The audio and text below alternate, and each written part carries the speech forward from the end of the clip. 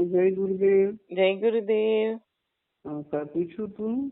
એમ કહેતી હતી હવે બે શિષ્યો ચર્ચા કરતા હતા.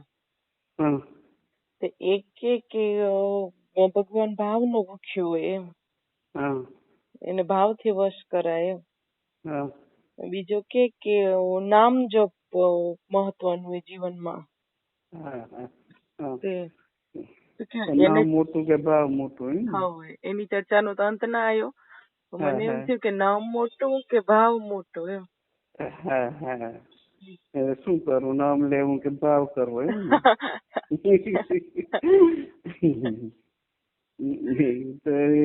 આ કળિયુગ બધા નામ નું કીધું કે નામ થી તમે પાર ઉતરશો, એટલે નામ તો કઈ મુકાય નહીં, નામ તો લેવું જ પડે. પણ કયું નામ મોટું કે ભાવ સહિત નામ લઈ મોટું. એટલે એકલું આપણે નામ લઈ તો એ નામ હે ને એક દિવસ આપણે પછી રોજની ટેવ પડી જાય ને, નામ એક જાતનું કર્મ બની જાય એમ. ને જે કર્મ હોય એક દિવસ બોજ બની જાય. ને બોજ ને લઈને આપણે કઈ ગમે એવું હતું લાંબુ હાલી ના શકાય એમ. આપણા માથા માથે બોજ હોય ને આપણે હાલવું હતું બહુ લાંબુ ના હાલી શકાય એમ. એટલે કર્મ એટલે જો ભાવ સહિત જો આપણે નામ લેતો હોય ને તો એ આપણો ભાવ હોય ને, એટલે ભાવ વસ્તુ એવી કે ભાવ એ બોજ ના લાગે. તો કે 5 વર્ષની બોન હોય તો 3 વર્ષના ભાઈ તેરી રમે પડી એમ. ને એટલું વજન જો બીજો ઉપાડો તો ના ઉપાડી હતી, કારણ કે એનો ભાઈમાં તો બીજા પૂછે કે તું આટલી નાનકડી તાર ભાઈ ને તેડીને ફરો રહી એમ, તને વજન નથી લાગતું એમ, તને એનો ભાર નથી લાગતો એમ. એ એમ જવાબ દે, મારો એ તો ભાઈ એ, મારો ભાઈ ભાઈ નો કદી ભાર લાગે એમ. એટલે આપણે એમ કે ભગવાન નું નામ જો ભાવથી લઈ તો એ આપણે આપણો ભાવ બની જાય, પ્રેમ બની જાય એમ. એને આપણે એનામાં એકત્વ થઈ જવાય. ને જ્યાં સુધી આપણે એનામાં ભાવ ન હોય, ખાલી એમ કે આપણે રટવા ખાતર રટતા હોય તો એક જાતનું બોજ બની જાય એમ. એટલે કર્મ એમ કે કર્મ એમ કે આ નામે ઉતરાય તો નામ લેવું ખાતર લઈ પડે એમ. એમાં ભાવ ન હોય એમ. એટલે કે જો ભાવ સહિત જો નામ લેવાનું હોય, પણ નામ કેવું લેવાનું કે ભાવ સહિત, પ્રેમ સહિત એમ. એટલે આપણે તો ખબર હે ને કે ગમે તે મીઠાઈ બનાવી હોય, કંસાર બનાવો કે શીરો બનાવો કે ગમે મીઠાઈ બનાવી, એમાં જો એમ કે ગળપણ ન હોય, સાકર ન હોય તો કેવું લાગે? ફીકું લાગે ને. એટલે એવું હોય કે નામ આપણે નહીં, પણ નામમાં જો ભાવ ન હોય, પ્રેમ ન હોય, આપણે નામ શા માટે લેવાનું હોય કે આપણે તો શું નામ આપણે લઈ રહ્યા, પણ નામ આપણે એટલા માટે લઈ રહ્યા કે આપણી બધી ઈચ્છાઓ પૂરી થાય, ઈચ્છા માટે, કામના માટે એમ. કે મને જીવનમાં એમ કે કોઈ જાતનું દુઃખ ના આવે, બધું મારું ધારું એમ થાય એમ. આપણે મનમાં એમ જ હોય કે સુખ જ રહે, દુઃખ ના આવે ને. કેટલી જાતની આદિ વ્યાધિ ઉપાધિ 3 જાતનું આપણે જીવનમાં તાપ છે, એ તાપથી મને કદી બચાવજો પરમાત્મા એમ. એટલે આપણે હંમેશા એમાં કામના રહેલી એમ. નામ આપણે લઈ રહ્યા, આપણે આપણી ઈચ્છાઓ પૂરી કરવા માટે નામ લઈ રહ્યા. એટલે ઈ પરમાત્મા સુધી આપણે લઈ નથી જતું એમ. એ આપણી ઈચ્છા પૂરી કરે. જો આપણે જવાબ ખપે પાછા એના આમાં એમ, આપણે એમ થાય કે મારી ઈચ્છા કેમ પૂરી નથી થતી, મારા સંકલ્પ કેમ પૂરા નથી થતા એમ. બધા સંતો એમ કર્યા કે તમે નામ લો તો તમારું કામ થઈ જાય, ને તમે ઈચ્છા કરો તો પરમાત્મા તમારી ઈચ્છા પૂરી કરે. તો મારી કઈ ઈચ્છા પૂરી નથી થતી એમ.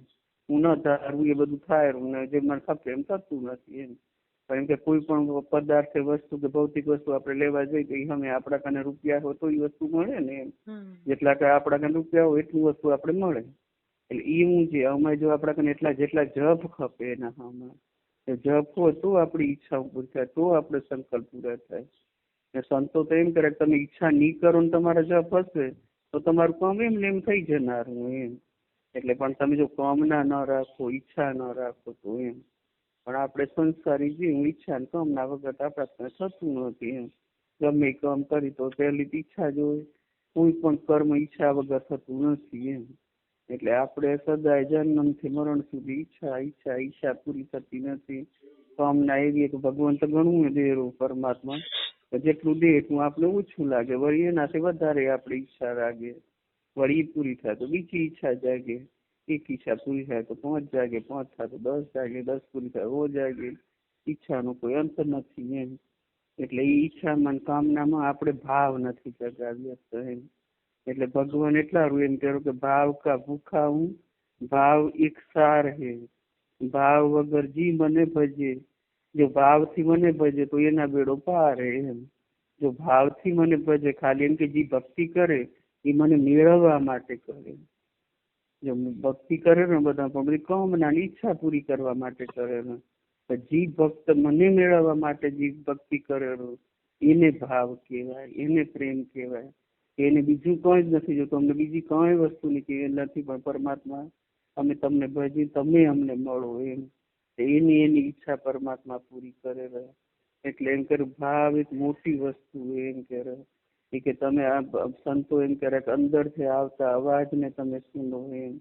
કે પરમાત્મા અંદર જ, તો અંદર આપને મળતો કેમ નથી, એ દેખાતો કેમ નથી, એનો અહેસાસ આપને કેમ નથી થતો. અંદર એવો વાજે વાગી રહ્યા તો આપણે કેમ સંભળાતા નથી, અનહદ નાદ વાગી રહ્યા તો આપણે કેમ સંભળાતા નથી. કારણ કે આપણે મનને તાળું લગાવી દીધું.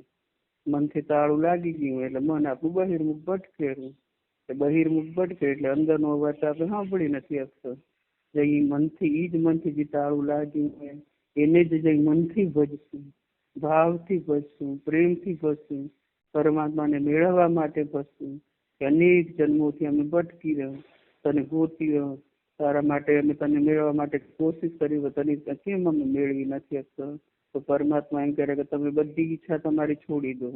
એ મારા, હું તમને વિશ્વાસ તો મારા માટે લીધેલું એક નામ, મારા માટે કરેલું એક કામ કદી અફળ જતું નથી. એનું પર તમને ફળ મળ્યા રહેશે નહીં. તો આપણે બીજા ઉપર વિશ્વાસ ન રાખીએ તો કઈ નહીં, તો પરમાત્મા પર વિશ્વાસ રાખવાનો કે જે આપણે એના માટે કરશું. પરમાત્મા આપણે એમ થાય કે હું આ દાન કરું, પૂન કરું, કે સેવા કરું, એ ભગવાન શું દેખતો હશે? એ જે દેખેલો એ છે, એ કરેલો એ છે, એ બોલેલો એ છે, એ કેવાય જ દૂર નથી. એ આપણે કેમ સીસીટીવી કેમેરો હોય ને આપણે એમ કેમ તમે સીસીટીવી કેમેરાના ઓલામાં હો, નિગરાનીમાં હો, એ રીતે આપણે પરમાત્માને નિગરાનીમાં જાય. એટલે એવી ચિંતા કરવાની જરૂર નથી. ને પરમાત્મા એમ કરે કે આ દુનિયામાં જે બધા ઝાડ વનસ્પતિ જે બધું એમ એક એક જે જીવ છે એ બધા જ મારા સ્વરૂપે. તમને જેમાં જેમાં ભાવ થાય એમ થાય, ગાયમાં કેને ભાવ થાય, કેને કૂતરામાં ભાવ થાય, કેને પક્ષીમાં ભાવ થાય, કેને ગરીબમાં ભાવ થાય, કેને માતામાં ભાવ થાય, કેને પિતામાં ભાવ થાય, કેને ગુરુમાં ભાવ થાય. એ તમને જેમાં જેમાં ભાવ થાય ત્યાં તમે મારા સ્વરૂપને તમે નિરખો.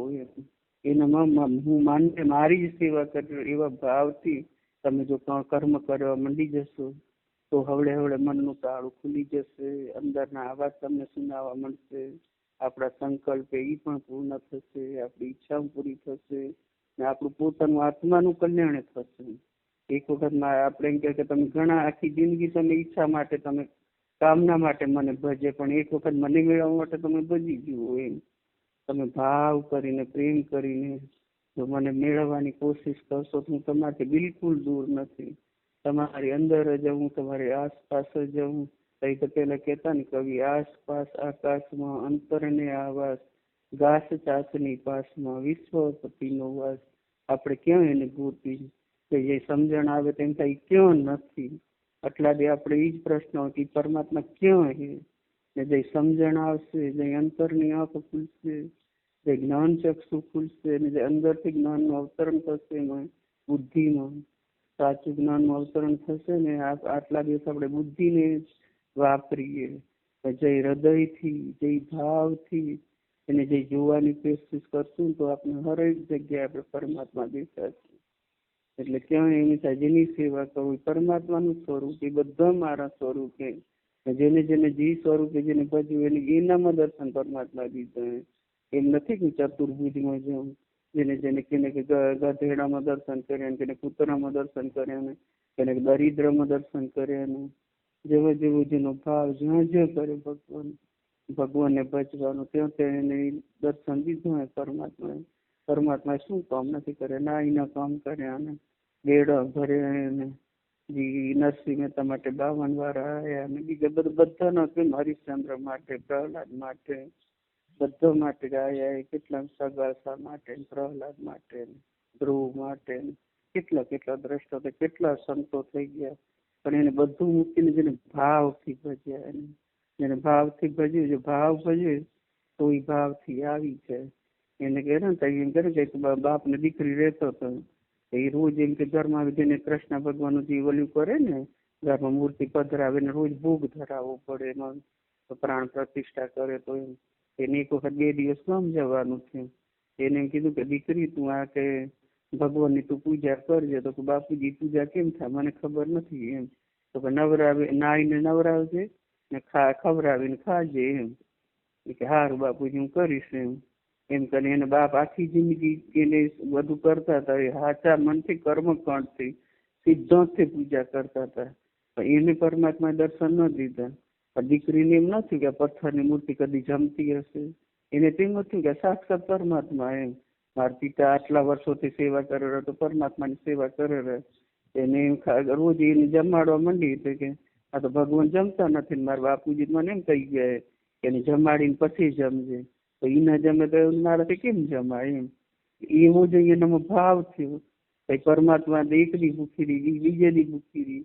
એને આ તો નાની છોકરી અને તો ખબર નથી, જો હું નહીં જમું ને નહીં જમું તો એ પાછી મરી જશે. અને વગર તો માણસ પીવી ન શકે. એનો ભાવ એવું. એટલે ભગવાન એના માટે સાક્ષાત જમવા આવ્યા. એને જમ્યા ને પછી દીકરીને જમાડી. એટલે એમ કે એનામાં જોયું એને કઈ તપ નહોતું, કોઈ સિદ્ધાંત નહોતું, કઈ ખબર નહોતી એને. એનામાં જે એક ભાવ હતો. એટલે ભાવ મોટો એટલા માટે કીધું કે જે ભાવથી જેને પોકારી તે 2 દિવસમાં પરમાત્મા દર્શન દીધો. એને બાપ આખી જિંદગી સિદ્ધાંત કરતા તો દર્શન ન છે. એટલે એમ કે ભાવ કા ભૂખ્યા હું એમ. ને ધના જાટ ને એમ જ કહેતો હતો ને કે બોલે વાટવાનો સંતો તો ઓલું બધું પીએ પડે ને આમ એને વાટવાનું હતું. ઓલે પથ્થર ઈ દીધો હતો. એ પથ્થરમાં એને પરમાત્માને પ્રગટ કરે. પરમાત્માને એને કીધું કે તમે નહીં જમો તો હું નહીં જમું. તો એને દર્શન દીધું. એટલે એમ કરી ગોવાળિયાને દર્શન દીધું. એમ કેટલા દર્શન કે ભાવથી જે પૂજવા માંડે એને 2-3 દિવસમાં ભગવાને દર્શન દીધું. એટલે એમ કરે કે એનામાં એવું એની કોઈ ખબર જ નહોતી કે શું હોય. એનું મન ચોખ્ખું હતું. એને એમ થયું કે પથ્થરનો સાક્ષાત ભગવાન જ. મારે ગુરુએ કીધું એટલે કઈ ખોટું ના હોય. ગુરુ કદી ખોટું ના બોલે એમ. એટલે એવો જ એનામાં ભાવ થઈ ગયો. એટલે ભગવાન એને ભાવ થઈ એમાં 2 દિવસ 3 દિવસ દર્શન દીધા. એટલે એને કઈ એવો નિયમ નથી કે આખી જિંદગી ભરે કર્મ કે વેદ કરે પાઠ કરે, જો ભાવ ન હોય એવું એને તેમાં થાય પથ્થર આ મૂર્તિ. એવો ભાવ આપણે હોય તો એમાં ભગવાન પ્રગટ ન થાય. જેને એવો ભાવ થઈ ગયો કે આ પથ્થર નથી, એમાં તો સાક્ષાત પરમાત્મા. ગુરુ કેરા, સંતો કેરા, વેદ કેરા, શાસ્ત્ર કેરા, કોઈ ખોટું ન હોય. તો એવો જે ભાવ બની જાય તો ભગવાનને દર્શન દેવા પડે ને. એવા તો કેટલા દ્રષ્ટા થાય આપને ખબર આપે કેટલા દ્રષ્ટા સાંભળી રહે. એટલા માટે એમ કીધું કે ભાવ મોટો કે જપ મોટો. જપ તો કરવો જ પડશે, પણ જપ કેવું કરવાનું કે ભાવ સહિત જપ કરી કે પરમાત્માને પ્રગટ કરી થવાનું મન થઈ જાય. અહીંયા તમારે પ્રગટ થવું જ પડશે. ભલે આપણે સાક્ષાત દર્શન લીધે પણ આપણા હૃદયમાં પ્રગટ થઈ જશે. આપણો ભાવ બદલાઈ જશે. આપણે એમાં દયા આવી જશે, આપણામાં ક્ષમા આવી જશે, આપણામાં કરુણા આવી જશે, આપણામાં ત્યાગ આવી જશે, આપણામાં સેવા આવી જશે. ઈ જ ભાવના ફળ. અહીં અંદર એવી જે ભાવના થશે ત્યાં આપણે અંદરના અવાજ સંભળાશે. ઈ જ અવાજ સાંભળતે સાંભળતે આપણે એ અવાજ આપણે પરમાત્મા સુધી લઈ જશે. એક દિવસ આપણું પણ કલ્યાણ કરી દેશે ને આવા ગમાના ચક્કરમાંથી છોડાવી દેશે. એટલે એ કહેવાય ભૂતવા જવાથી મળે એમ નથી, પણ આપણે એને ભાવથી ભજવાનું હોય, પ્રેમથી ભજવાનું હોય. ને પ્રેમ એટલે એમ કે સૃષ્ટિમાં જે બધી વસ્તુ એ બધી મારા જ સ્વરૂપે. તમે જઈને ભજશો ત્યાં હું પ્રગટ થઈ જઈશ. પણ તમારો ભાવ અંદરથી ભાવ જગાડો. આપણે અંદરથી ભાવ ન જગાડતા બધામાં આપણે પેલું ગમે તે વસ્તુ જોઈએ એમાં પેલું આપણે દુર્ગુણ દેખાય. એનામાં ગુણ તો દેખાતો નથી. ગુણ ન દેખાય ત્યાં સુધી એનામાં ભાવ આપણે જાગતો નથી. ને ભાવ વગર તો ભક્તિ થતી નથી. ભાવ ન હોય તો તેની સેવા કરવાનું મન ન થાય. એટલે આપણી બૂજ લાગે ને અંદરથી રાગ ને દ્વેષ ને ઈર્ષા ને પ્રગટ કરે છે. ભાવ ના હોય છે ઈ જ રાગ ને દ્વેષ ને ઈર્ષા ને નિંદા ને કાળ ને ક્રોધ ને એમ જ આપણે ફસાયેલા પડ્યા અહીં. એટલે આપણે કરી જપરે પણ આપણું મન ક્યાં કઈ એમાં કાળમાં, ક્રોધમાં, નિંદામાં એમાં જ ભટકેલું. કોઈ માણસના ગુણ આપણે દેખાતા નથી. આપણી નજર એવી છે ચર્મ ચક્ષુ આપણે કોઈ પણ માણસના દુર્ગુણ જ દેખાય, એનામાં ગુણ દેખાતા નથી. એટલે ત્યારે ગમે એટલું સોનું હોય 24 કેરેટના સોનાથી કદી ઘાટ ઘડાય નહીં. એને એનામાં થોડુંક તો ભેળ કરવી પડે તો જ ઈ ગાંઠ ગળાય ને તો જ ઈ પહેરવા લાયક બને. એ રીતે કોઈ ઇન્સાન કે કોઈ વસ્તુ એવી નથી કે જો એનામાં જો કઈ ઓલી દુર્ગુણ ન હોય તો એના મૃત્યુલોકમાં આવવું ન પડે. દુર્ગુણ તો બધામાં હોય પણ ગુણ ઘણા હોય ને દુર્ગુણ ઓછા હોય. પણ આપણે ઇન્સાન આપણે ભલે ને ગમે એટલા ગુણ હોય પણ એક દુર્ગુણ હોય તો પેલો દુર્ગુણ દેખાય. એ આપણે ટેવ પડી ગઈ દુર્ગુણ જોવાની. એટલે આપણું કલ્યાણ થતું નથી. એટલે અંદર ભાવ વસ્તુ એવી કે દુર્ગુણને ન જુઓ. તમે કોઈ પણ તમને તમારું કલ્યાણ કરવું હોય તો આપણે ગુણગ્રાહી બની એક વખત ગુણ ગ્રહણ કરવા મળશું તો આપણે જેમ જોશું તો આપણે ગુણ ને ગુણ દેખાશે. દુર્ગુણ જોવા મળશું તો બધામાં દુર્ગુણ જ દેખાશે. એટલે બધી પરમાત્માની પ્રકૃતિ 3 ગુણથી બનેલી છે. સત્વ ગુણ, તમો ગુણ, રજો ગુણ. એટલે ત્રણ ગુણની પ્રકૃતિમાં 3 ગુણના મનુષ્ય તો રહેવાના છે. પણ આપણે આપણું કામ કરવું તો આપણે કરી લેવાનું. સાચા દેશે પરમાત્માને ભજી લેવાનું. બીજામાં ગુણ દેખાય ન દેખાય તો પરમાત્મા તો ગુણથી ભરપૂર છે. એટલે પરમાત્માનું ભજન કરવાનું, એમાં ભાવ કરવાનો. એક દિવસ જરૂર આપણે પરમાત્મા આપણે દર્શન દેશે, આપનું કલ્યાણ કરાવશે. આપણે જીવ ભાવમાંથી શિવ બની જશું ને આત્મામાંથી પરમાત્મામાં લય થઈ જશું ને આવા ગમાના ચક્કરમાંથી છૂટી જશું. જો આપણો ભાવ બદલાઈ જશે તો જપ તો કરવા જ પડશે, તો ભાવ સહિત જપ કરવાના. એ જ આપણે આપણું કલ્યાણ કરી શકશે. બીજું આપણે કળિયુગમાં કાંઈ જ નહીં કરી શકીએ. જય ગુરુદેવ. જય ગુરુદેવ.